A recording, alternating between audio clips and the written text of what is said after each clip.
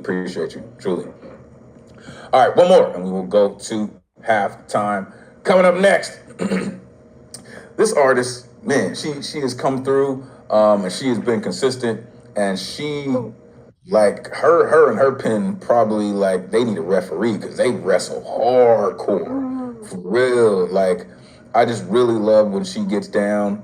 I'm digging your style completely. I don't hear anyone hiding in the shadows of your verses or in your voice, and I appreciate the originality of it. The one and only Dre in the building. Come on, let these folks know where they can find you. Great to see you. Please take it away.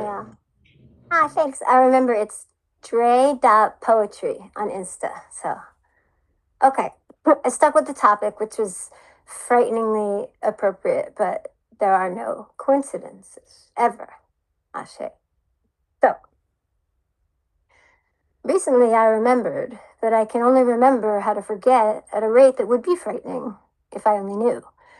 My neurologist calls it permanent brain ruin. The man I left 25 years ago called it love notes, signed by the fingerprints he left on my sealed throat. The doctors say degenerative, as if this isn't already my kind of love story.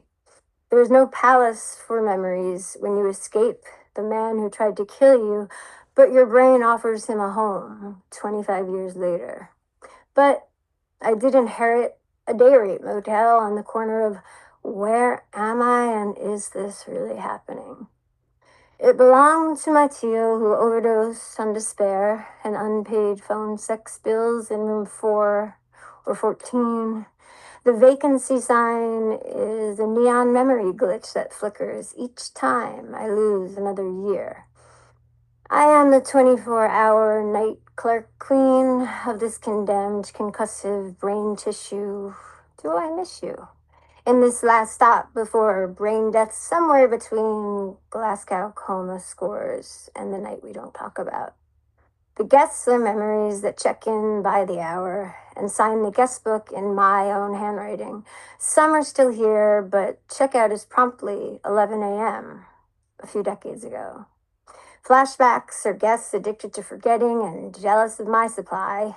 They arrive suddenly at 3 a.m., prowling for prey, punching my bulletproof glass cranium. No cash, no ID, no idea, but demanding rooms they already live in, earned with blood and with working keys to the broken locks.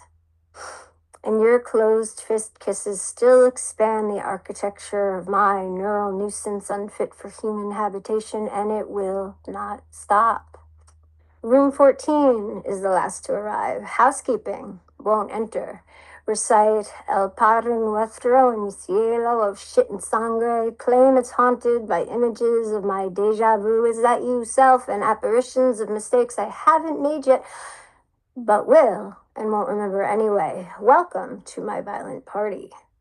Room 3 left behind muddy clothes in my size, my favorite novel, notes in the margin reminding the reader to sketch an image of their face. For the sad, sorry night clerk who sits and watches herself walk the hallways all night on the security camera, simultaneously going outside for a cigarette every 3 minutes, but stays wondering how the packs empty so quickly.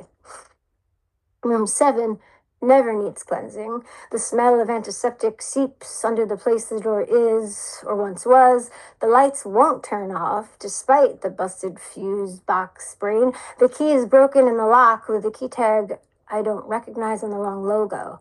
On slow nights, I am doomed. No, I doom scroll social media, sending postcard memories from parties. Life swears I partied, lovers my heart swears I loved, and selfies with friends I wish I'd known. Subject line, remember this? No, I do not. My nostalgia is a crime scene. If the mind keeps everything somewhere, but where? Then somewhere on the second floor there is a room I survived, but I will never open. I don't fear the forgetting of my past. I fear the night a memory checks in and tells me who I used to be. I don't fear the diagnosis, chronic traumatic encephalopathy. I fear its meaning. But the man who loved with choking fists finally got permanent housing.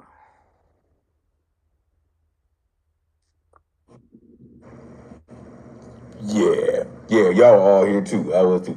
Unmute yourself. Give it up for Dre. That was a spell. That was so powerful, unbelievably powerful, amazing.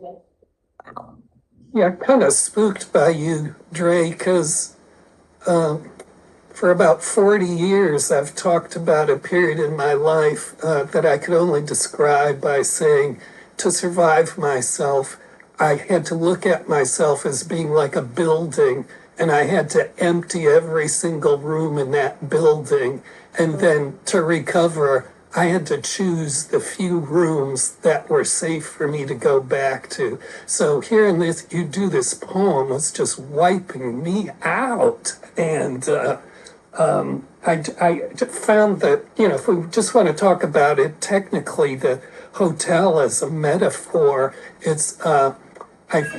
I thought it was brilliant in how it helped you structure the poem, not just use the metaphor for generating images, but it helped you set up the way you progressed through the poem. And to me, that was a really brilliant technical feat to pull off. Yeah. At first, I was thinking, man, if the Bates Motel were a poet, it would sound like Dre. And all the stories it would tell. This is a masterpiece. Just from permanent brain ruin to fingerprints he left on my sealed throat, but my brain still offers him a home 25 years later. The vacancy sign is a neon memory glitch. Addicted to forgetting. Working keys to broken locks. The shit in Sangre line, like, come on. Like, come on. My heart swears I loved. My nostalgia is a crime scene.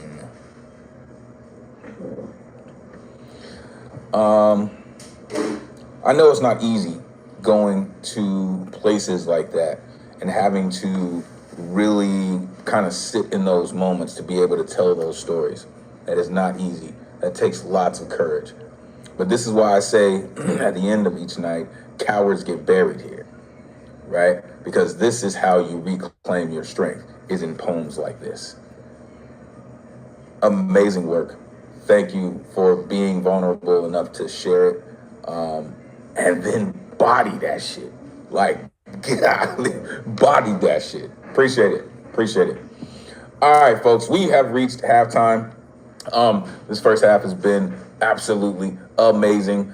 We have 10 more artists coming up on the list that are going to be absolutely amazing. So please stay tuned real quick. Let me shout out D Librarian. What's good, Trap?